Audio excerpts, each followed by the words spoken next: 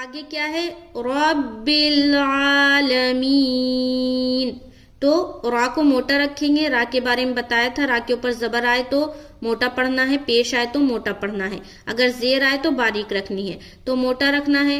رب اب تشدید والا حرف آ گیا تو 2 مرتبہ پڑھیں گے. ایک بار تو اسے پڑھ رہے را سے ملاتے ہوئے، اس کے بعد با کو آگے آنے والا جو حرف ہے جزم ہے اس کے اوپر اس سے ملا دیں گے. رب العالمین. آ کو کھینچ رہے کیونکہ کھڑا زبر ہے. لام کو جل پڑیں گے. می میں پھر کھینچیں گے کیونکہ یا ساکن سے پہلے زیر آ گیا، یا مدہ ہو گیا. نون کے اوپر وقف کریں گے. اب دیکھیں پوری آیت کو کیسے پڑھیں گے. الحمدللہ رب العالمین.